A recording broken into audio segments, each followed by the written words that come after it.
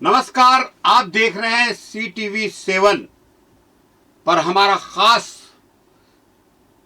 Debate का ये कार्यक्रम। और मेरे साथ इस डिबेट पर जो नीट का परीक्षा का विवाद है, जिसके पेपर लीक से पूरे देश भर में बवाल मचा हुआ है, देश भर में छात्रों का प्रदर्शन चला, इस पर आज हम यहाँ पर डिबेट कर रहे हैं। एक बहुत बड़ा सवाल है हमारे सामने, जो बहुत सारे लोग, खासतौर पे आजकल तो सोशल मीडिया और डिजिटल मीडिया का ज़माना है, बहुत सारे लोग कह रहे हैं कि ये जो नीट का घोटाला है, क्या छात्रों के भविष्य के साथ खिलवाड़ है? कितनी सुरक्षित है भारत की प्रतियोगी परीक्षाएं? नीट का विवाद है, इसे सिस्टम का फेल माना जाए या साजिश का खेल? ऐसी बहुत सारी बातें यहाँ पर सामने आ रही है। बहुत सारे लोगों के बहुत सारे सवाल हैं। मेरे साथ मेरे विद्वान प्रवक्ता जो जुड़े हैं, छात्र हैं हेमलाल चतुर्वेदी, स्वागत है आपका हमारे स्टूडियो में। भारतीय जनता पार्टी के प्रवक्ता के रूप में हमारे यहाँ के बेहद नौजवान धाकड़ लीडर विकास सिंह ठाकुर हैं, भाजपा से प्रवक्ता के तौर पे। और एक बेहद पढ़ने वाले, अपने आप में जिनके पास आंकड़े रहते हैं और जिनके आंकड़े बोलते हैं, बेहद सीजन्ड कांग्रेस के लीडर खिलेश देवांगन है। मैं आप सभी का स्टूडियो में स्वागत करता हूं। हम शुरुआत करेंगे जो छात्रों के तरफ है, जो प्रतियोगी परीक्षाओं से जुड़े हुए हैं, जो छात्रों के मर्म को समझते हैं, हेमलाल चतुर्वेदी जी से। हेमलाल जी से मैं एक चीज ये पूछना चाहूंगा हेमलाल से कि बहुत सारे विपक्ष का ये आरोप है कि पिछले कुछ सालों में 150 से करीब प्रतियोगी परीक्षाओं के पेपर लीक हुए हैं। हमारा सवाल आपसे यह है कि क्या भारत में होने वाली प्रतियोगी परीक्षाएं सुरक्षित हैं, और आप इस पर क्या स्पष्ट अपना मंतव्य बताएंगे? हेमलाल चतुर्वेदी जी, बहुत बहुत धन्यवाद शकील जी। मैं अपने शब्दों को या वाक्यों को बोलने से पहले एक सराहना अंदाज में बोलना चाहूँगा कि छात्र की जो स्थिति है, वर्तमान स्थिति कि कहा जाता है कि गुनाहगारों, हम किसे गुनाहगार कहें, सभी हालातों का मारा है, किसी को चढ़ा दी गई सूली तो कोई बन बैठा बेचारा है, और उतर गए हम मगरमच्छों की तालाब में, फिर कौन जीता कौन हारा है। नीट का पेपर हालात अभी हालांकि जो लीक हुआ है, उस पे छात्रों की कुछ स्थिति इसी तरीके से कि वो किसको दोष दें। लगातार लीक पे लीक, सरकार कोई भी हो, यहाँ पे पर्टिकुलर मैं एक ही सरकार की बात नहीं करूंगा, पिछले 10 सालों में, पिछले 20 सालों में कई बार लीक हुआ है। छात्रों की जो भावनाएं होती है, माँ बाप की जो उम्मीदें होती है, माँ बाप जो एक सपना देखकर बच्चों को पढ़ाते हैं, खर्च करते हैं, उस पर एक बड़ा प्रहार है। ये लीक का होना उस पर आघात है, चोट है। और कई छात्र ऐसे हैं, लगातार सालों से देखते आ रहे हैं कि छात्र सुसाइड करते हैं।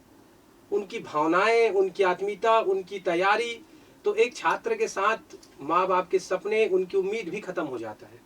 तो मुझे लगता है कि सरकार को इस पर कड़ी से कड़ी और ध्यान देने की आवश्यकता है, क्योंकि देश युवाओं का है और युवा से ही ये देश चल रहा है। तो बिल्कुल मैं छात्रों के साथ में उनकी पीड़ा, उनके दर्द को समझ रहा हूँ यहाँ पे। और हाल में जो नीट का पेपर लीक हुआ है, काफ़ी पीड़ादायक है शकील जी। इस पर मेरा जो मंतव्य कहा जाए, छात्रों को वो जो पीड़ा, जो 22 लोगों ने जो सुसाइड किया है, उनके परिवार वालों के साथ, उनके दुख दर्द में हमेशा आत्मीयता रहा है, और पूरे देश को भी उनके भावनाओं की कद्र होनी चाहिए। हेमलाल, मैं थोड़ा सा आपसे इसी चीज पे पूछना चाहता हूं कि जो 3 मांगे थी आपके, जो CJP आप देख रहे हैं, जिसके लिए सोनम वांगचुक जैसी शानदार शख्सियत जंतर मंतर के मंच पर आई, जिन्होंने आमरण अनशन किया, और इसमें कोई शक नहीं कि अमेरिका से आकर या विदेश से आकर अभिजीत दीपके और उनके 2 साथियों आशुतोष राका और सौरभ ने मिलकर एक बहुत बड़ा मजमा तो इस पेपर लीक के खिलाफ मचाया और 22 लोग जो मरे हैं, एक बहुत बड़ी उनकी मांग है कि ये जितने भी लोग मरे हैं, यानी माफ कीजिएगा आत्महत्या की है जिन लोगों ने, उनके परिवार वालों को 1 करोड़ रुपए का मुआवजा दिया जाए। आप इससे सहमत हैं? किस तौर पे देखते हैं आप इसे? डेफिनेटली अगर हम इस पर चर्चा करें तो 1 करोड़ एक सांत्वना राशि जो है, जो दुखद परिवार को दिया जाए, बिल्कुल सहमत हूँ मैं। मुझे लगता है कि हम पैसों के आंकड़े पे ना जाके उसकी भावनाओं पे जाए, मैंने पुनः जैसे कहा है। और सरकार से भी मेरा आग्रह यही है कि जब कोई जख्म हो जाए तो उसको नासूर न बनने दिया जाए। समय रहते अगर इलाज हो जाए उसका तो वो जख्म जल्दी भर जाता है, लेकिन क्या होता है कि उसको नासूर बनने दिया जाता है। नासूर बनने के बाद जो पेचीदा होता है, जो अड़चने आती है सरकार चलाने में या सरकार के खिलाफ जो प्रोटेस्ट होता है, तो जो दीपके जी ने और सोनम वांगचुक जी ने जो मांग रखी है, बहुत ही जायज मांग है। और रही बात राशि की, तो वो तो कितना भी राशि हो, वो दुख को, पीड़ा को, वो दर्द को छात्र को भी नहीं भर पाएंगे। बिल्कुल सही बात है। तो मुझे लगता है बिल्कुल सहमत हूँ, दोनों चाहिए और उस पर अमल करनी चाहिए सरकार को।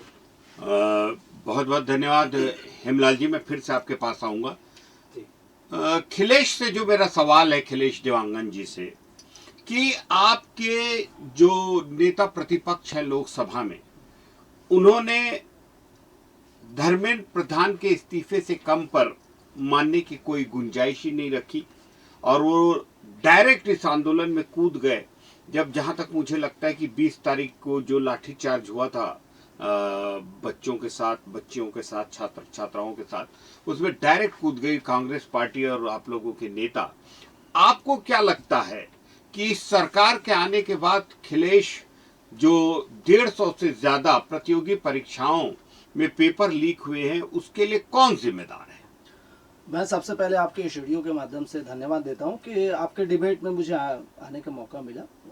शकील जी, मैं यही बोलना चाहूँगा कि जिस तरह से 10-12 सालों में लगातार पेपर लीक होते जा रहे हैं 2024 में इसका विधेयक भी पारित के लिए चर्चा भी सदन में हुई जो है, लेकिन निष्कर्ष कोई सकारात्मक नहीं आया। उस समय क्या तत्कालिक राष्ट्रीय परीक्षा एजेंसी में जो है वहाँ का डायरेक्टर थे, डीजी जो है सुबोध सिंह जो है, जिसको हटाया गया था 2024 में, उसको बड़ी शिद्दत से शायद सरकार ने उसको बड़ी अपनी सलाहकार भी बना दिया, उसको ऊर्जा विभाग का प्रधान सचिव भी बना दिया, आपका अपना प्रमुख सचिव भी बना लिया। और तो और जो छत्तीसगढ़ स्टेट पावर जो है मिशन कंपनी लिमिटेड रहते हैं, उसका अभी वर्तमान में वो प्रेसिडेंट भी, चेयरमैन भी, अध्यक्ष जी है। दुर्भाग्य है कि जो सेंट्रल जो है केंद्र की सरकार जिस आईएएस को ठुकरा दिया है, वो राज्य की सरकार उसको प्रायोरिटी अपने सराखों पर रखा है। मतलब ये क्या चल रहा है? आप किस दिशा में ले जा रहे हो आप हिंदुस्तान को? दुर्भाग्य की बात है। और इस बात को लेकर लगातार हमारे छात्र जो जंतर मंतर पर 36 दिन तक इन लोग लगातार धरना में बैठे हैं, उसमें किसान भी जंतर मंतर में जाने की कोशिश की, लेकिन दिल्ली बॉर्डर से उसको ही अंदर एंट्री नहीं दिया केंद्र की सरकार जो है। विपक्ष के छात्र और विपक्ष की नेता की जो वो है मांग है, वो शुरू से रहा है कि गृह मंत्री, आपका शिक्षा मंत्री इस्तीफा रहे और पेपर लीक में जो दोषी है उस दोषी के खिलाफ उसकी कार्रवाई हो और जो प्रभावित छात्र परिवार हैं उनके उचित मुआवजा हो। जिस तरह से छात्र जो लीक से उनके परिवार प्रभावित हुए हैं, वो बच्चे मानसिक तनाव के चलते जो आज हमारे बीच में नहीं रहे, 21-22 बच्चे जो वहाँ पे सुसाइड किए, ये बड़ा दयनीय और सोचनीय विचार है। इसलिए सदन में बड़ा विधेयक लाना चाहिए। ये लगातार 12 साल से जो बच्चे शोषित हो रहे हैं, जो गरीब तबके परिवार हैं, जो कर्ज लेके या किसी से कर्ज लेके या फिर पाई मेहनत पैसा इकट्ठा करके लोग अपने बच्चे को पढ़ाते हैं, उसको पेपर लीक होके जिनके जो सपने हैं उसको सपना का चकनाचूर कर देते हैं और वो अंत में अपने मानसिक तनाव में अपनी स्थिति कोई दूसरा जगह विचलित हो जाते हैं। ये बड़ा दुर्भाग्य और दयनीय बात है। मैं बोलना चाहूँगा जिस तरह से हमारे विपक्ष के नेता माननीय राहुल गांधी जी ने लगातार, सबसे बड़ा एक राजस्थान में कोटा में एक अधिवेशन रहा है जो पूरे लाखों की संख्या में बच्चे पहुंचे। उसके बाद देहरादून भी रहा। देहरादून में जब कार्यक्रम था उस परमिशन तो मिल गई, उसके बाद वहाँ पे वर्तमान राज्य की सरकार, भाजपा की सरकार ने उस परमिशन को कैंसिल भी किया, वहाँ परमिशन दे ही नहीं रहते, फिर दूसरी जगह वहाँ पे कार्यक्रम किया, वहाँ पे बड़ा कार्यक्रम। वो शुरू से छात्र के संघर्ष में, मूवमेंट में अग्रसर रहे और लगातार मूवमेंट कर रहे थे। जिस तरह से लगातार जब स्ट्राइक हुई, स्ट्राइक के बाद सोनम वांगचुक जी को उठाया गया है, उसके बाद प्रोटेस्ट में जो लाठी चार्ज किए, डंडा मारे गए, वहाँ पे गैस के गोले डाले गए, आपका पानी का फुहारा चलाया गया, बैलेट गन चलाया गया, ये दुर्भाग्य है। और तो और बिहार जैसे में AK-47 चल रहे हैं। और तो बड़ी दुर्भाग्य की बात है कि जिस जगह प्रोटेस्ट की जगह है वहां पे ट्रक में भरा हुआ पत्थर पड़ा हुआ है। इनको जुडिशियल जांच एजेंसी बैठना चाहिए कि ये वाकई में जो छात्र छात्राएं जो अपने अधिकार के लिए लड़ रहे हैं और संविधान के दायरे में रह के, लोकतंत्र के दायरे में रह के लड़ाई लड़ रहे हैं, उसके बाद उसको ऐसे आतंकवादी जैसे उसको बिहेव करना, नक्सली जैसे बिहेव करना, मैं बोलता दुनिया के सबसे बड़ा लोकतंत्र माने जाते हैं हमारे भारत देश को। आज वो हमारा देश किस दिशा में जा रहा है? सरकार नहीं चाहते, सरकार निरंकुश होकर चलाना चाहते हैं। मैं पूछना चाहता हूँ आपके मीडिया के माध्यम से, जो आपका बैलेट गन चला है, केंद्र के पूरे एजेंसी पुलिस उनके फोर्स में, गृह मंत्री के उसके कंट्रोल में है, आखिरी किसके परमिशन में बैलेट गन चला? AK-47 किसके कहने पे चला? क्या हमारे बच्चे जो वहां पे छात्र छात्राएं जो बैठे हैं क्या आतंकवादी है, क्या नक्सली है? मैं पूछना चाहूंगा। ये इतना बड़ा घोर अपराध इस जांच एजेंसी के दायरे में आते हैं, जो दोषी उसके ऊपर कार्रवाई करे और तत्काल जो परमिशन भी दिए है उसको तत्काल अपने पद से इस्तीफा भी दे। मैं आपके मीडिया के माध्यम से बोलना चाहूंगा। धन्यवाद खिलेश, हम फिर से आपके पास आएंगे। अब मैं आना चाहता हूं हमारे भाजपा के दबंग प्रवक्ता विकास सिंह ठाकुर जी के पास। विकास, जैसा कि आप जानते हैं 3 मई को नीट का एग्जाम हुआ था, जो पहला एग्जाम था, और 1-2 दिन बाद ही ये बात बेहद तेजी से वायरल हुई कि जो एग्जाम के पेपर थे ये लीक हो गए, और कई लोगों ने तो बोला व्हाट्सएप वगैरह पे भी ये अवेलेबल थे, उपलब्ध थे, ऐसा बताते हैं। उसके अलावा बहुत सारे पेपर लाखों में बिके, ऐसे भी बहुत सारे साक्ष्य मिले हैं। 21 जून को फिर से री नीट का एग्जाम हुआ, और जो वो था, माफ कीजिएगा, मेरे ख्याल से 21 जुलाई थी वो डेट, 21 जुलाई थी। तो जो री नीट का एग्जाम हुआ उस पे क्या लगता है आपको विकास कि ये जो पूरे का पूरा प्रतियोगी परीक्षाएं हैं, क्या ये सुरक्षित नहीं है? आप क्या मानते हैं कि सरकार इसको प्रतियोगी परीक्षाओं की सुरक्षा के लिए कुछ प्रभावी कदम उठा पा रही है, नहीं पा रही है? विकास, सबसे पहले तो आपके चैनल के दर्शकों को, आपको मेरा नमस्कार। और निश्चित ही अभी नीट यूजी 2026 का जो पेपर लीक हुआ है वो दुर्भाग्यपूर्ण है। ये हमारे देश के लाखों विद्यार्थी जो कड़ी मेहनत से दिन रात एक करके इन एग्जाम की तैयारी करते हैं, इनके लिए आघात करने जैसा है, इनका सपना आघात करने जैसा है। और अब बोले कि 3 मई को नीट का पेपर हुआ, 2-4 दिनों बाद निश्चित ही हमारे कुछ सुरक्षा एजेंसियों के माध्यम से, कुछ छात्रों के माध्यम से हमें यह जानकारी हुई कि ये पेपर लीक हुई है। हमारी सरकार ने त्वरित नीट पेपर लीक मामले पर संज्ञान लेते हुए स्टेट गवर्नमेंट की एजेंसियों से इसकी जांच करवाई गई कि सच में ये पेपर लीक हुई है कि नहीं हुई है। जांच एजेंसियों से सरकार को ये पुख्त सबूत प्राप्त हुए कि नीट की पेपर लीक हुई है। सरकार ने तुरंत अपनी जिम्मेदारी निभाते हुए सेंट्रल जांच एजेंसी CBI को इस पूरे मामले को उठाकर सौंप दिया गया। CBI तुरंत एक्शन मोड में आते हुए देश के विभिन्न राज्यों में पेपर लीक से संबंधित लोगों को, अपराधियों को, उनकी गिरफ्तारी हुई, उन पर कार्यवाही हुई। 13 लोगों की गिरफ्तारी हुई, और इनके जो मुख्य मास्टरमाइंड है PK कुलकर्णी जी करके जो प्रोफेसर थे वहां के, वो मुख्य मास्टरमाइंड माने जाते, उनकी भी गिरफ्तारी हुई। उसके पश्चात हमारे तत्कालीन शिक्षा मंत्री धर्मेंद्र प्रधान जी ने छात्रों के बीच आकर प्रेस कॉन्फ्रेंस किया। उन्होंने नैतिकता के आधार पर देश के छात्रों से माफी मांगा। उन्होंने कहा कि ये मेरा विभाग है, मैं इस विभाग के मुखिया हूं, और मुखिया होने के नाते मैं देश के समस्त छात्रों से माफी मांगता हूं। उन्होंने कहा कि नीट पेपर लीक हुई है, ये विडंबना है, क्योंकि नीट के विद्यार्थियों का साल हम बर्बाद नहीं होने देना चाहते। और उन्होंने उसी प्रेस कॉन्फ्रेंस में 21 जून को पुनः पूरे देश में नीट पेपर कराने का उन्होंने घोषणा की। 5455 देश के 5455 परीक्षा केंद्रों में 22 लाख विद्यार्थियों को नीट के दोबारा री एग्जाम दिलाना एक बड़ी जिम्मेदारी थी, और ये जिम्मेदारी सरकार ने बहुत बेखूबी तरीके से निभाई। और जो नीट का जो री एग्जाम हुआ उसमें विभिन्न प्रकार के सुरक्षा संबंधित चीजों का ध्यान रखा गया। मैं तो देखा हूं कि 138 सीसीटीवी कैमरे परीक्षा केंद्रों में लगाए गए, 55,000 हमारे प्रोफेसर, टीचर्स, ऐसे लोगों की ड्यूटी लगाई गई। नीट के विद्यार्थियों का 2-2 बार जांच हुआ। और बड़ी बात यह कि इस बार परीक्षा केंद्रों में नीट पेपर के समय से कुछ ही मिनट पहले हमारे वायुसेना के हेलीकॉप्टर के माध्यम से नीट का प्रश्न पत्र पहुंचाया गया। सरकार ने यह भी अनाउंसमेंट किया कि अगले वर्ष होने वाले नीट पेपर को हम पेपरलेस ना करके हम कंप्यूटर सिस्टम के माध्यम से हम नीट का एग्जाम कराएंगे। इससे धांधली जैसी स्थिति नहीं होगी। इस प्रकार से हमारी सरकार ने बच्चों का साल बर्बाद नहीं होने दिया। तत्काल 1 महीने के अंदर इन्होंने बच्चों को री एग्जाम इन्होंने दिलाकर व्यवस्था को सुधारने का काम किया है। और हमारे देश के छात्र सरकार की इस कार्यवाही से, सरकार के इस नए नियम कानूनों से बहुत खुश है। और हमारे देश के युवा, हमारे छात्र, हमारे जेन जी हमारे सरकार के साथ हैं। विकास, मैं इसी पे आपको एक सवाल जो पूछना चाह रहा था। आपने जो चीज कही इसमें कोई शक नहीं है कि री नीट एग्जामिनेशन में 22 लाख विद्यार्थी बैठे और ये 21 जून को कराया गया और बहुत सख्त सुरक्षा के बंदोबस्त थे।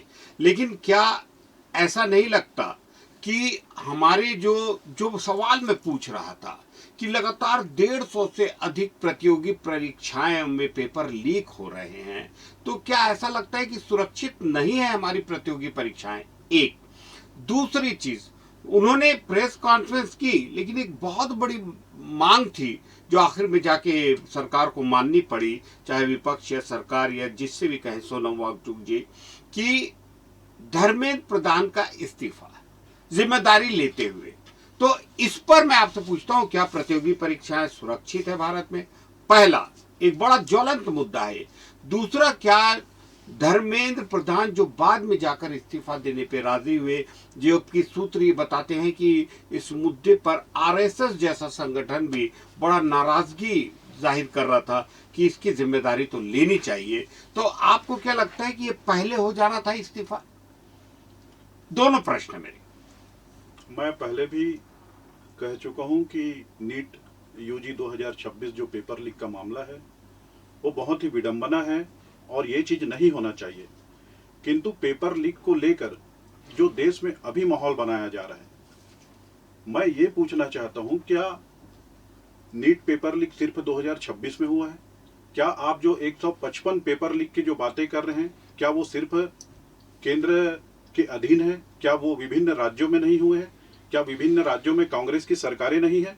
तो ये सभी पेपर लीक का ठीकरा सिर्फ केंद्र सरकार पे, वर्तमान भाजपा सरकार पे फोड़ना ये ठीक नहीं है।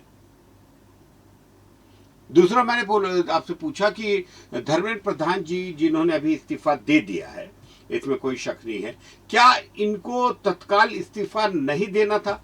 जबकि बहुत सारे अनुषांगिक जो संगठन है, बहुत सारे ऐसे लोग जो कि भाजपा की मानसिकता से भी जुड़े माने जाते हैं, उनका भी ये कहना था कि किसी ना किसी को इस जिम्मेदारी लेनी पड़ेगी। और सबसे बड़ी बात, जिम्मेदारी इसलिए लेनी पड़ेगी कि शिक्षा मंत्री जो होता है वो सीधे सीधे शिक्षा विभाग के कप्तान के तौर पर कार्य करता है। जैसे कोई टीम हारती है, cricket team, football team, hockey team, तो उसके कप्तान से इस्तीफा देता है या अपनी जिम्मेदारी मानता है, जवाबदेही मानता है। तो क्या देर कर दी धर्मेंद्र प्रधान जी ने इस्तीफा देने में? निश्चित ही धर्मेंद्र प्रधान जी ने नैतिकता के आधार पर अपने पद से इस्तीफा दिया और उन्होंने कहा कि हमारे देश के छात्र हमारे देश के भविष्य हैं और हमारे भविष्य से बड़ा हमारा पद नहीं हो सकता। आप बोल रहे हैं धर्मेंद्र प्रधान को पहले इस्तीफा दे देना था। मेरी यदि व्यक्तिगत मेरी राय यह है कि धर्मेंद्र प्रधान का इस्तीफा देना मुझे उचित नहीं लगा, क्योंकि ये जो तथाकथित काचरू जनता पार्टी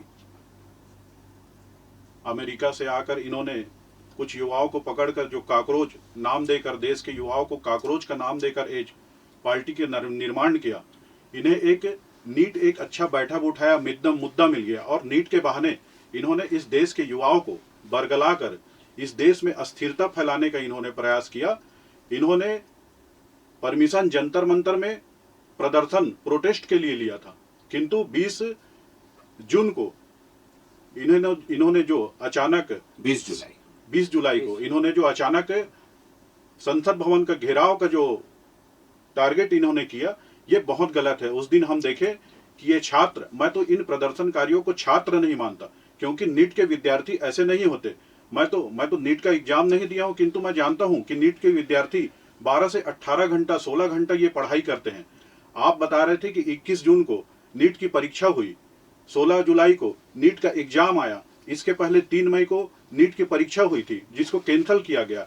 तो 21 जून से लेके 3 मई से लेके 21 जून और 16 जुलाई तक नीट के 22 लाख विद्यार्थी तो अपने पढ़ाई के कार्य में बिजी थे। वो तो पढ़ाई कर रहे थे, री एग्जाम की तैयारी कर रहे थे, फिर वो रिजल्ट की तैयारी में बैठे हुए थे। फिर ये जंतर मंतर में कहां से इतने सारे छात्र आ गए? ये छात्र नहीं है, ये नीट के छात्र नहीं है। दूसरी बात मैं बताना चाहूंगा कि इन्हीं छात्रों के बीच में जिन्हें ये तथाकथित विपक्ष के लोग ये काकरोच जनता पार्टी जो इन्हें छात्र बता रहे हैं, दिल्ली पुलिस ऐसे 2873 लोगों की पहचान की है जिनके ऊपर हत्या, रेप, बलात्कार, पास्को, लूट, डकैती ऐसे विभिन्न धाराओं में अपराध दर्ज हैं। क्या ये ऐसे आपराधिक पृष्ठभूमि के लोग क्या नीट के छात्र हो सकते हैं? ये देश को जलाने का प्रयास कर रहे थे, ये देश को अस्थिर करने का प्रयास कर रहे थे। तथाकथित इन काकरोच पार्टी के सड़क छाप आंदोलनों से यह देश नहीं चलेगा। यह देश इस देश के संविधान से चलेगा, यह देश संसद से चलेगा। और इन्हें विदेशी फंडिंग, इन्हें विदेशी ताकतों के द्वारा भी एक सपोर्ट इनको दिया जा रहा था और ये देश का माहौल खराब करना चाह रहे थे। इसी सब चीजों को खत्म करने के उद्देश्य से, इनको पर्दाफाश करने के उद्देश्य से हमारे आदरणीय शिक्षा मंत्री धर्मेंद्र प्रधान जी ने इस्तीफा दिया है। विकास बिल्कुल सही बोल रहे हैं आप इन्हें नीट के विद्यार्थी नहीं मानते। खिलेश, विकास की बातों से आप कितने सहमत है, कितने असहमत है? सभी बातें आपने खुल के सुनी है। आपका या आपकी पार्टी का इस पे स्टैंड क्या है? देखो, सबसे पहले इस बात का मैं खंडन करता हूँ विकास जी का। जिस तरह से 2873 छात्र जो है अपराध जांच किए हैं, आप सोचिए मंदिर में चंदा का चढ़ावा का जांच नहीं हो पाते, पुलवामा में जो अटैक उसका जांच नहीं हो पाते, लेकिन जो बच्चे प्रोटेस्ट कर रहे हैं उसका तत्काल जांच कर लेते हैं और अपराधी भी घोषित कर दे। बड़ा दुर्भाग्य है। आपके पास एजेंसी है, आपके पास पावर है, जांच क्यों नहीं करेंगे? जब आपकी देखो, सरकार करे एजेंसी, केजरीवाल जी की सरकार थी, केजरीवाल जी ने दिल्ली में 5 लाख यही बात आती है, लगाए हैं। कहीं ना कहीं सीसीटीवी कैमरे से वो पुलवामा अटैक का जांच अभी तक क्यों पुष्टि नहीं हुआ? मैं पूछना चाहता हूं आपके मीडिया के माध्यम से, पुलवामा अटैक का जांच क्यों नहीं हुआ? जुर्म कितना भी संगीन क्यों ना, गुनाहगार कितना भी शातिर क्यों ना, गुनाह कैसा भी हो, कहीं भी हो, हर गुनाह बोलता जरूर है, क्योंकि गुनाह अपनी गवाही खुद देता है। इसलिए आप देखते रहिए शकील साजिद के साथ गुनाह बोलता है। चंदा, अभी मंदिर में भगवान श्री राम के मंदिर में चंदा चढ़ावा हुआ, उसकी जांच की एजेंसी पुष्टि नहीं हुई, लेकिन जो बच्चे स्ट्राइक में बैठे हैं, स्ट्राइक में रहते, प्रोटेस्ट में रहते हुए उसकी जांच हो जाती है। 2873 बच्चे को अपराधी जांच भी दायरा में ले लेते हैं। ये दुर्भाग्य है। ये अपने गोल मोल रवैया से, अपने इस्तीफा से बचने की स्थिति में है। मैं आपकी मीडिया के माध्यम से बताना चाहता हूं, जब 13 दिसंबर को जब सांसद मुंबई अटैक हुई तो उस समय वर्तमान मुख्यमंत्री थे, नैतिकता के आधार पर इस्तीफा दिए थे। जैसे कि प्रदेश के गृह मंत्री थे, वो भी इस्तीफा दिए थे। हेमलाल जी आपके पास भी आ रहा हूं, इस्तीफा दिए कि नहीं दिए? इसके बाद बोल रहे हैं कि ये इस्तीफा इनका कहीं ना कहीं, जब छात्र का उग्र आंदोलन देख रहे थे, प्रोटेस्ट देख रहे थे, पूरे देश की युवा जल रहे हैं, तो ये इनको नैतिकता के हिसाब से उसको पहले इस्तीफा दे देना था। लेकिन जैसे हमारे देश के ऑपोजिशन नेता लगातार कोटा में, देहरादून में, उसके बाद सड़क से लेकर सदन में, जब सदन में बात रखे और सदन में आवाज उठाने के बाद भी नहीं सुने, तो सीधे पीएम आवास में जब घेराव किए और ऑपोजिशन के पूरे लीडर थे, तब ये लोग दहशत में आए, बोले अब इस्तीफा देना है।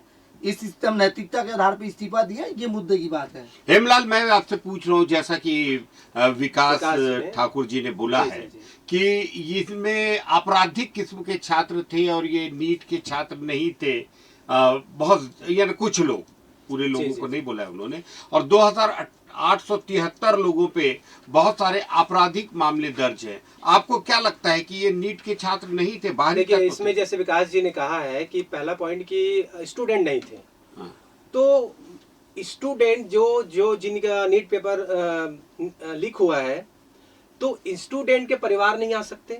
जैसे कि अब हम सरकार को कहें कि किसी की हत्या होती है तो क्या वो मरा हुआ व्यक्ति उठ के प्रोटेस्ट करेगा?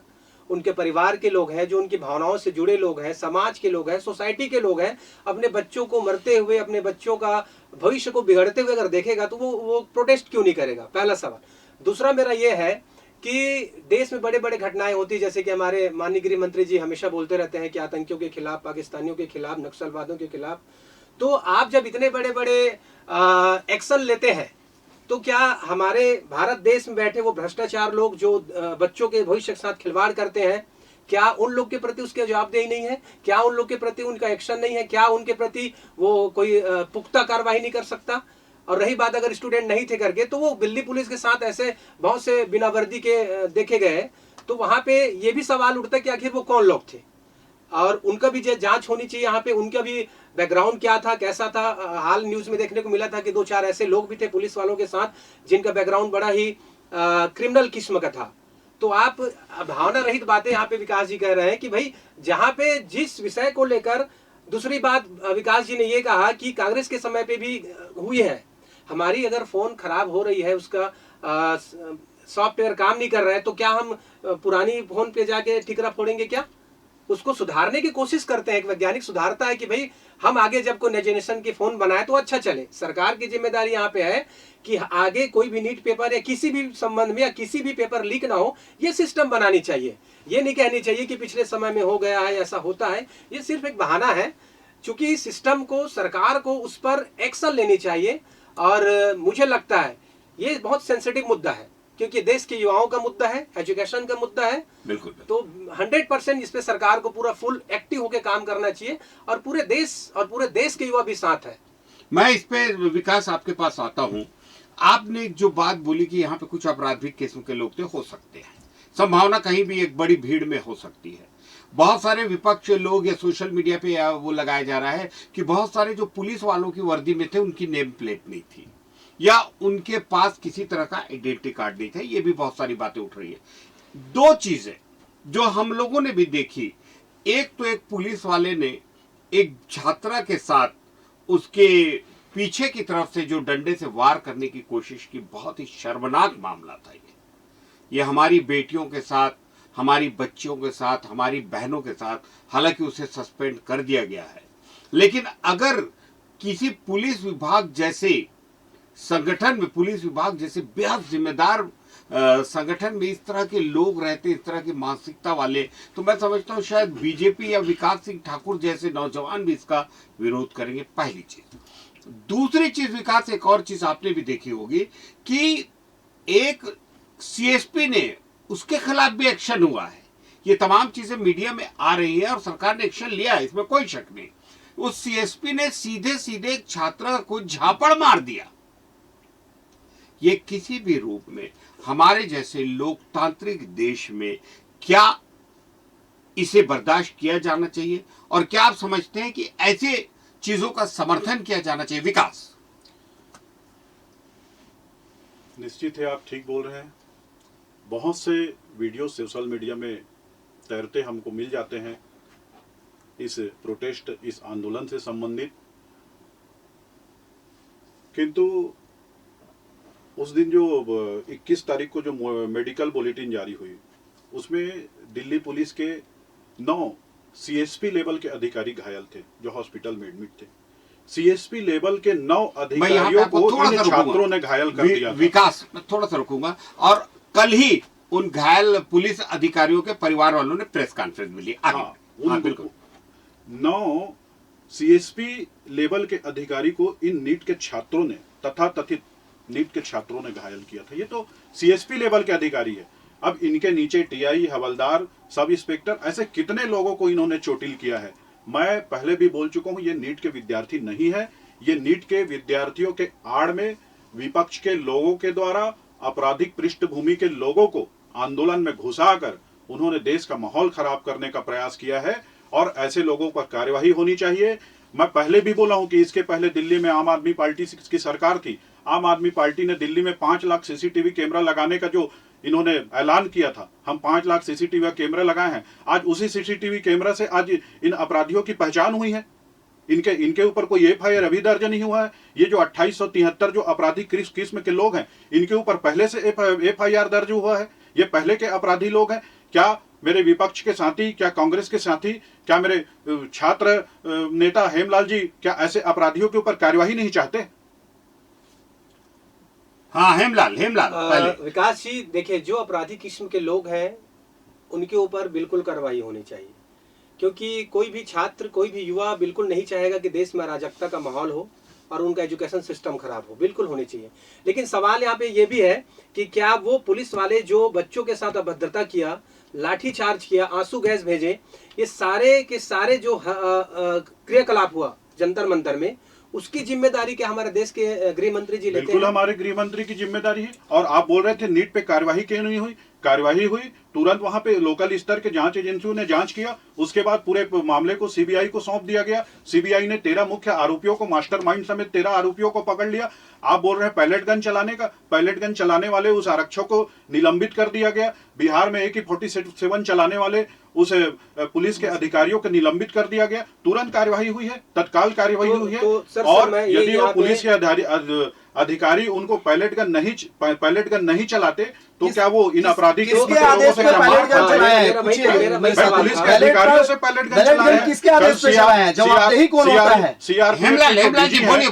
सीआरपीएफ के जो डीजी है, उन्होंने आकर बयान दिया कि ऐसे विपरीत परिस्थिति में आपराधिक तत्वों को, लोगों को, देश को जलाने से रोकने के लिए हमारे सीआरपीएफ के जवान इन पर कार्यवाही कर सकते हैं। कल हमारे देश के सुप्रीम कोर्ट का जजमेंट आया है। मेरा ये इसी टॉपिक पे मैं आ रहा हूं। तो क्या यहाँ पे गृह मंत्री जी इन्वॉल्व था, उन्हीं का आदेश था क्या? ये पहला सवाल।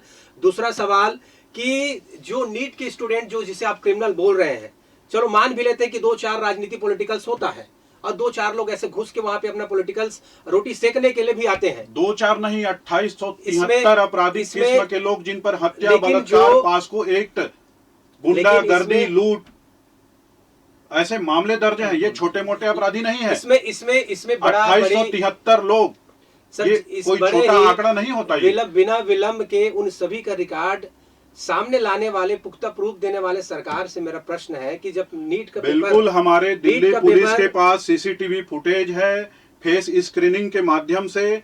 आजकल हम डिजिटल युग में जी रहे हैं, तकनीकी के माध्यम से बहुत जल्द कार्यवाही होता है, लोगों का चेहरा देखकर पहचान हो जाता है। ये तकनीकी के माध्यम से इन लोगों की पहचान हुई है। और आपके उस आंदोलन में, आपके उस प्रोटेस्ट में हजारों लोग थे। विकास जी, तो इस चीज को आप स्वीकार रहे हैं कि माननीय गृह मंत्री जी के आदेश से लाठीचार्ज हुआ? मैं माननीय गृह मंत्री जी के आदेश से लाठीचार्ज हुआ ये मैं नहीं स्वीकार रहा हूं। देखिए, आप हमारी सरकार ये सोचा कि ये हमारे देश के छात्र हैं, ये हमारे देश के बच्चे हैं, ये शांतिपूर्वक प्रोटेस्ट करेंगे, इनसे हम बात करेंगे। किंतु हमारे सरकार को ये नहीं मालूम था कि इनके प्रोटेस्ट में ऐसे आपराधिक पृष्ठभूमि वाले लोग घुसेंगे और ये सांसद को उखाड़ फेंकने का बात करेंगे, ये भारत को नेपाल बनाने का बात करेंगे, ये भारत को बांग्लादेश बनाने का बात करेंगे, देश में आग लगाने का प्रयास करेंगे। ये हमारे सरकार नहीं सोच पाई थी, क्योंकि ये सरकार ये सोची थी कि ये हमारे देश के छात्र हैं, हमारे देश के युवा हैं, हमारे बच्चे हैं, इसलिए सरकार ने तैयारी में नहीं थी। आंदोलनों में इन आपराधिक लोगों ने घुसकर जो आतंक मचाया, इसके चलते तत्कालीन हमारे सुरक्षा एजेंसियों को इन पर कार्यवाही करने का निर्णय लेना पड़ा। ये किसी गृह मंत्री, ये किसी प्रधानमंत्री के आदेश से नहीं हुआ। ये तत्कालीन निर्णय हमारे सुरक्षा एजेंसियों के अधिकारियों के द्वारा। पुलिस एजेंसी बैठी। जुर्म कितना भी संगीन क्यों ना, गुनाहगार कितना भी शातिर क्यों ना, गुनाह कैसा भी हो, कहीं भी हो, हर गुनाह बोलता जरूर है, क्योंकि गुनाह अपनी गवाही खुद देता है। इसलिए आप देखते रहिए शकील साजिद के साथ गुनाह बोलता। क्या लगता है कि देश के गृह मंत्री के बिना अनुमति के वो बैलेट गन चलाएंगे, AK-47 चलाएंगे? जवाबदेही क्यों नहीं होता? मैं मानता हूँ संविधान सबके लिए है, सबका बराबर अधिकार है, संविधान के दायरे में सबसे जो अपराधी है उसके खिलाफ कार्रवाई होनी चाहिए। लेकिन महत्वपूर्ण बात ये होता है, आप समझिए, महत्वपूर्ण बात ये होता है जो 2073 जो आपराधिक दायरे में है उसकी जांच हो रहे हैं, वो भी ठीक है, लेकिन जांच होने बात सुनिए, आप सरकार को जो प्रोटेस्ट में बच्चे उसकी जांच हो जा रहे हैं, उनके परिजन की जांच हो जा रहे हैं, लेकिन मंदिर के चढ़ावा चोरी होता है उसका जांच कब होगा? पुलवामा अटैक कितना बड़ा क्यों होगा? क्योंकि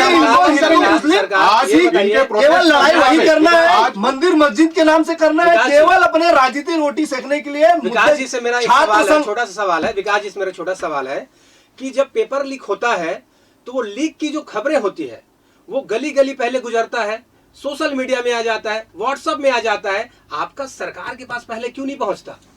मेरा सबसे बड़ा क्वेश्चन है। विकास जी से जुड़ी एक बात, विकास जी एक इसी से जुड़ी बात है, सरकार में आप हैं इसलिए आपसे प्रश्न किए जा रहे हैं, इसको आप ऐसा ले। वर्तमान में आप कल देखिए महाराष्ट्र का कैट का पेपर लीक हो गया, उड़ीसा में व्हाट्सएप पेपर का लीक चल रहा है, वर्तमान है 2 दिन पहले, आप पूरा देखिए सोशल मीडिया से लेकर पूरा इलेक्ट्रॉनिक प्रिंट मीडिया चल रहा है। इनकी जवाबदेही कौन होते हैं? ये बोल रहे बड़ी प्राथमिकता के साथ इस बात की समर्थन करता हूं, अगर कोई अपराधी है वहां पे 228 2028-73 चलो चिन्हांकित कर लिए।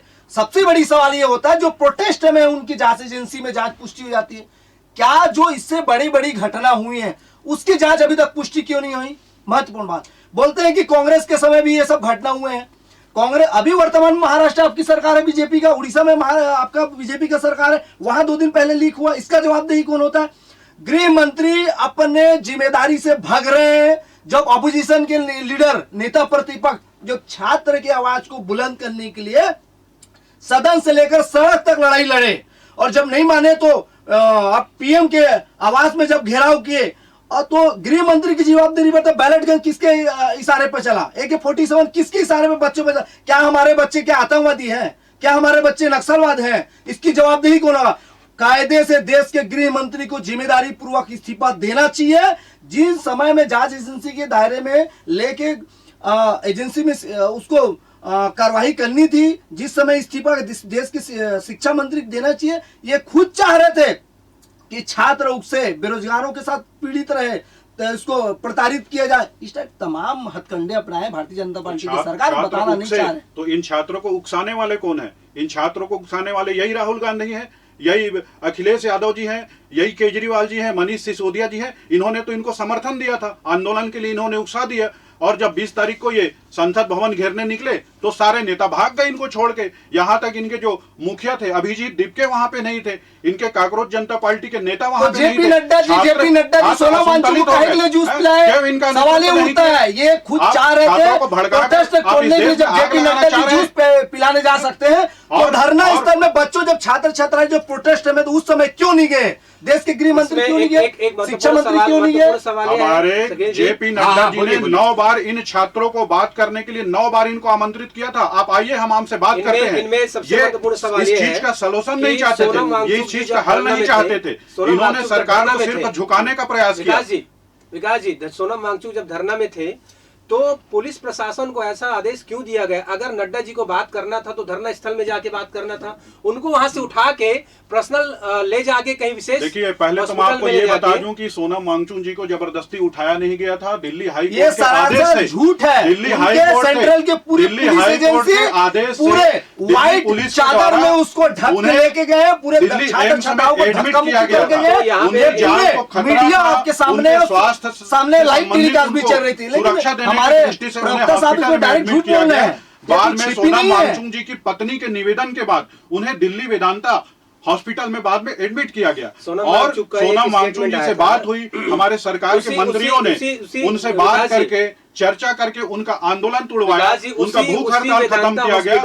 उनके बाद उनके भूख हड़ताल खत्म करने के बाद वही सोनम वांगचुक जी आप लोगों के निशाने पे आ गए, आप उन्हें बीजेपी का एजेंट बताने लग गए, आप उन्हें मोदी का भक्त बताने लग गए। बिल्कुल बिल्कुल, ये बात में मैं विकास जी से सहमत हूं। ये देश को कहां ले जाना चाह रहे हैं? विकास मेरा 1 मिनट हेमलाल, विकास मेरा, सोनम वांगचुक क्या इन अपराधी तत्वों के साथ थे इस आंदोलन में, हाँ या नहीं? सोनम वांगचुक जी। सोनम वांगचुक जी इन अपराधी तत्व के लोगों के साथ ये नहीं थे। नीट के छात्र जो वो है। ये सोचे थे कि ये नीट के छात्रों का आंदोलन है, वो इस आंदोलन में बैठ गए थे और इन लोगों द्वारा तथाकथित इन काकरोच जनता पार्टी के लोगों द्वारा सोनम वांगचुक जी के कंधे पर बंदूक रखकर ये अपनी राजनीतिक रोटी सेक रहे थे। समय रहते सोनम वांगचुक जी को उस चीज से एहसास हुआ और उन्होंने बिल्कुल एक रास्ता निकाला। सरकार के साथ उनकी बात हुई, एक नया विधेयक सरकार के द्वारा लाने के आश्वासन के चलते उन्होंने अपना नड्डा जी से जूस पी के हाँ, नड्डा जी ने उन्होंने सोनम वांगचुक जी सोनम वांगचुक जी की बात विकास नहीं जी, है। सोनम वांगचुक जी के जाने के बाद क्या इस आंदोलन पे जो काकरोच जनता पार्टी और काकरोच शब्द जो आया है आप भी जानते हैं सचिन जी, एक कि बात मैं बोलना सीजेआई चाहूंगा। के एक एक बात- टिप्पणी के बाद काकरोच शब्द बात आया बोलना था। चाहूंगा। मैं सिर्फ ये पूछना चाहता हूं कि सोनम वांगचुक जी के जाने के बाद क्या इस सीजेपी के आंदोलन पे उनका नियंत्रण नहीं रहा? विकास जी की एक बात काउंटर करना चाहूंगा। जो सोनम वांगचुक जी के बारे में जो आप तारीफ कर रहे हैं, आप पूछिए जो लेह लद्दाख के अधिकार के लिए जो सड़क की लड़ाई लड़ रहे थे, कई महीनों तक भूखे रहे, उसको जो है विदेशी डाल एजेंट दिया। बता के 6 दूसरे महीने प्रदेश तक, में हाँ। 6-6 महीने तक जेल में ठूस के एंटी-नेशनल बता रखे। दिया, ये क्या 6 महीने तारीफ तक। कर रहे हैं सोनम वांगचुक जी के? और वो दूसरी देश बात- के लिए लड़े, दूसरी वैज्ञानिक है बात, हमारे। विकास जी दूसरी बात, जब सोनम वांगचुक जी को उठा के वेदांता हॉस्पिटल में एडमिट किया गया, वहां की एक वीडियो जारी होता है कि मेरे मानव अधिकार का यहाँ पे हनन किया जा रहा है। ये उन्हीं की वक्तव्य है सोनम वांगचुक जी का कि मुझे फ्रीडम रूप से यहाँ पे बोलने का अधिकार नहीं है, कहीं मिलने का अधिकार नहीं है, किसी से कुछ बात कहने का अधिकार नहीं है। ये उनका एक स्टेटमेंट आया था। तो क्या सरकार वहां पे सोनम वांगचुक जी के ऊपर प्रेशर कुछ डाल रही थी या उसके ऊपर कुछ दबाव बना रहा था? रही बात सोनम वांगचुक जी की तारीफों की, तो उनने स्पष्ट रूप से बोला है कि जो चीजें पॉजिटिविटी सकारात्मक रूप से देश में होता है उनकी तारीफ किया जाना चाहिए, लेकिन जो चीज गलत है उनका विरोध भी होना चाहिए। सोनम वांगचुक जी का स्टेटमेंट है। यहाँ पे कोई सोनम वांगचुक जी को नहीं बोल रहा है कि बीजेपी का समर्थक लेह है। लद्दाख के मुद्दे पर आप सोनम वांगचुक जी के साथ खड़े हैं। यदि वो भूख हड़ताल पर जंतर मंतर पर बैठते हैं तो आप उनके साथ खड़े हैं। यदि वो सरकार के कार्यों से संतुष्ट होकर, सरकार के नए विधेयक से संतुष्ट होकर, सरकार के साथ बातचीत करके ये तो संतुष्ट विधेयक होकर 2024 में भी आए थे, क्या हुआ? उसके बाद भी 10-12 साल में यदि वो खत्म करते हैं, पेपर लीक भूख हो रहे हैं, हड़ताल यदि वो भाग के खत्म आप जो करते है क्या हैं विधायक तो वही है, सोनम विधेयक वांगचुक लाते को हैं। आप लोग निशाने पे ले लेते हैं। वही सोनम वांगचुक हम हमारे देश के निशाने पे विकास नहीं की ले रहे, तरक्की आप करती है। अपनी प्रोपेगेंडा में सोनम वांगचुक जी उसको अपने दिल्ली श्रेय से- लेने लपकने के दिल्ली से चक्कर लेह में है। लद्दाख वापस भाई लेह लौटते लद्दाख हुए हुआ तो उसको कहे उन्होंने कि आप जम्मू 6-6 महीने तक कश्मीर जेल में चिनाब- रखे। चिनाब बीजेपी नदी- के हमारे चिनाब प्रवक्ता नदी जवाब जो दें, दुनिया इसको से जो सबसे- 6 महीने तक जेल सबसे में क्यों ऊपर रखे? जो पुल जवाब बना ये हुआ है। है जम्मू कश्मीर पे सवाल चिनाब ये नदी पे, उठता उनके है उन्होंने कि तारुफ जो किया। पहले और आपने उन्हें बीजेपी का प्रोटेस्ट एजेंट किए बता थे दिया। लेह लद्दाख के, उन्होंने उसको आपने 6-6 मोदी का महीने भक्त तक बता जेल दिया। जाना पड़ा। तो सोनम इसकी वांगचुक जी के जवाबदेही साथ कौन होगा? ऐसी दोहरी केंद्र में किसकी ऐसी सरकार है? दोहरी तो बात आप लोग कर रहे हैं। तो सोनम वांगचुक जी के बहरहाल साथ- ऐसा लगता है कि आप तीनों अपने अपने क्षेत्र के विद्वान प्रवक्ता हो और इसमें कोई शक नहीं है कि आप लोग तीनों ने अपना अपना पक्ष बेहद दमदारी से रखा। और मैं इस बात मैं एक चीज और बोलना चाहूंगा सर आपसे कि हमारे इस देश को, हमारे देश के युवाओं को, हमारे देश के छात्रों को आज 34 साल बाद नई शिक्षा नीति मिली है।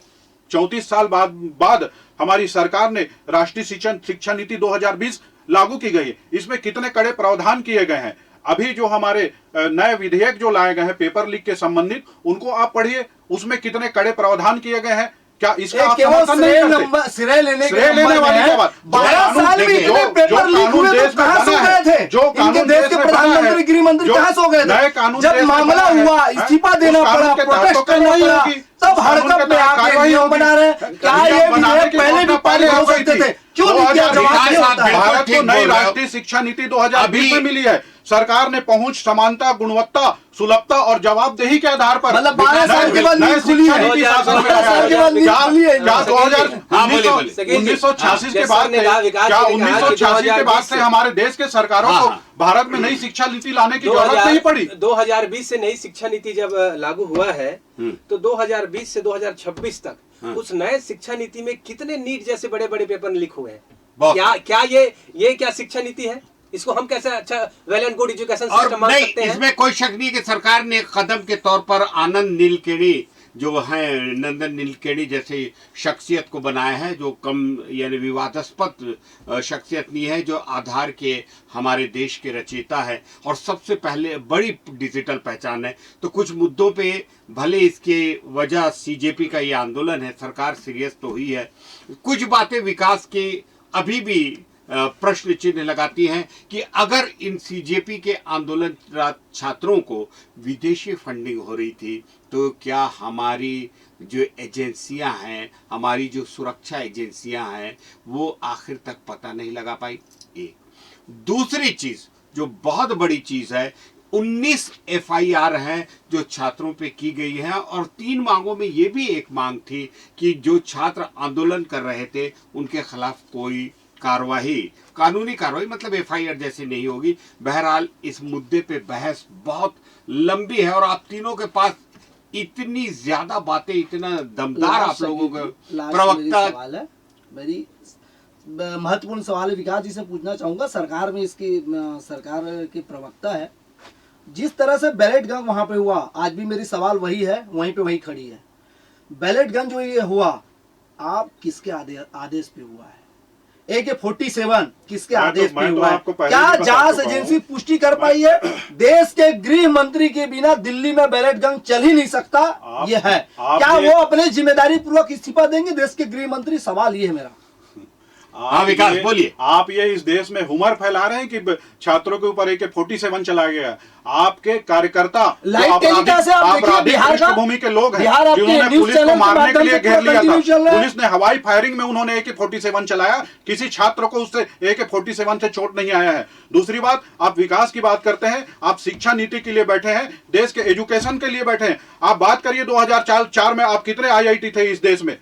आप बात करिए कितने IT थे इस देश में, कितने MMIT थे, कितने एम्स थे, और अभी आज 12 सालों में यह देश कितना तरक्की कर लिया है, आप उस पर बात करिए। ये कितना हमारा एजुकेशन सिस्टम आज ग्रोथ किया है, कितना आगे बढ़ा है 12 सालों में, आप तुलना करिए। मैं बताना चाहूंगा भारत में 16 IIT से बढ़कर आज 23 IIT हो गए हैं, IIM 13 से बढ़ के आज 8+ होकर 22 में कहना चाहूंगा कि तरक्की की परिभाषा क्या है। मैं विकास जी से पूछना चाहूंगा, तरक्की की परिभाषा क्या है? जहाँ पे स्टूडेंट्स अपने सुसाइड कर रहे हैं, वो है तरक्की। लीक पे लीक हो रहा है, यह है तरक्की। आज एजुकेशन सिस्टम फेलियर है, यह है तरक्की। बच्चों को प्रॉपर, यहाँ तक कि गवर्नमेंट स्कूल को बंद कर दिया जा रहा है, क्या यह है तरक्की? और अंत में एक बार कहना चाहूंगा कि माननीय यशस्वी प्रधानमंत्री हमारे नरेंद्र मोदी जी से कि देश में कोई भी एजुकेशन या शिक्षा नीति जब लीक होता है, उसी एट अ टाइम आप रील बनाइए। जब प्रोटेस्ट होता है और जब आपकी कुर्सी खतरे में आती है या देश के वरिष्ठ मंत्रियों की कुर्सी खतरे में आती है, प्रोटेस्ट तो इसके पहले भी आप दो महीने तक शाहीन बाग में प्रोटेस्ट हुआ है, तब सरकार ने रील नहीं बनाई। अभी ये छात्रों का विषय था और ये हमारे देश के युवाओं का विषय था, इसलिए हमारे प्रधानमंत्री जी को रील बनाकर नहीं, वीडियो बनाकर प्रधानमंत्री मन की बातें करते आए हैं। इसमें कोई आप नीट की बात कर रहे हैं, लेकिन मैं एक चीज बताना चाहूंगा सर आपको कि 2014 जब नरेंद्र मोदी जी प्रधानमंत्री बने थे, इस देश में नीट जो एग्जाम करता है हमारे मेडिकल सेक्टर के लिए, MBBS, BDS, BDMS, इनके लिए जो ये नीट एग्जाम लेता है, कितने सीट थी 2014 में? 50,000 सीट थी। आज वो सीट 1,30,000 के आसपास हो गई। ये परिवर्तन इस देश में आया है। 6 लाख छात्र जो नीट में शामिल होते थे, आज 22 लाख छात्र उस नीट में शामिल हो रहे हैं। ये इस देश का विकास हुआ है। ये हमारे नए भारत की कहानी है, ये नरेंद्र मोदी के नेतृत्व में बढ़ता हुआ भारत की कहानी है और भारत के युवा इसे समझ रहे हैं और भारत के युवा, हमारे छात्र, हमारे जैन जी हमारे सरकार के साथ है, नरेंद्र मोदी जी के साथ है। विकास, ये जो आप विकास के आंकड़े बता रहे हैं, इत्तेफाक से आपका नाम भी विकास है, ये विकास के जो डाटा बता रहे हैं आप, अपने प्रदेश में कितने मेडिकल कॉलेज खुल गए हैं? इस साल 5 मेडिकल कॉलेजों की मान्यता रद्द कर दी गई थी, फिर से उसे वापस मिली है। अब आपको ये जान के, यानी आपके ही लोग बताते हैं कि यहाँ पे 50% से भी बेहद कम आपकी फैकल्टी है। आप अगर बच्चे एडमिशन लेंगे, बिला शक हमारे प्रदेश के बच्चे इसमें एडमिशन लेंगे, लेकिन इनको पढ़ाएगा कौन? इनको योग्य शिक्षक कहां से मिलेंगे? योग्य लैब कहां है? बहुत सारे मेडिकल कॉलेज के पास अभी अपने भवन नहीं है। कहने का अर्थ जो भी है, अपना सबका देश है ये, इसमें कोई शक नहीं, सबका देश है और बच्चे भविष्य की सबसे बड़ी बुनियाद होते हैं। आप तीनों का मैं अपने स्टूडियो में बहुत बहुत स्वागत करता हूं। मुझे पूरी खुशी होगी कि आने वाले दिनों में भी हमारे साथी जगत खंडेलवाल जी कोई और ऐसा ज्वलंत मुद्दा लेकर आएंगे, चाहे वो नकदी की लड़ाई होगी, चाहे वो स्मार्ट मीटर होगा, तो इन तीनों को भी एक बार बुलाने की स्मार्ट कोशिश मीटर भी करिएगा। कांग्रेस का ही देन है। सब लोगों का बहुत बहुत धन्यवाद। वो स्मार्ट खिलेश मीटर दीवान नहीं है जी, सर सकेल जी, कांग्रेस वो स्मार्ट मीटर नहीं है, वो स्मार्ट हीटर है भाई। वो भूपेश विकास सिंह ठाकुर जी, मेरे पास वक्त की बहुत सीमा है, बंधन वसूली केंद्र है वो मेरे पास वक्त वो की स्मार्ट सीमा है। हीटर। लॉन्च मैं करके फिर से चलेगा आप लोग को कमीशन बुलाऊंगा। खा के। ये मैंने बोला है कि फिर से आप लोगों को, ये मुद्दे ऐसे हैं जो हमारे प्रदेश के बेहद ज्वलंत मुद्दे हैं और आप लोग बहुत बेबाकी से बोल रहे हैं। आप सभी का CTV7 स्टूडियो में बहुत बहुत स्वागत है। आप सभी के यहाँ पर आने के लिए, अपना कीमती समय देने के लिए नमस्कार।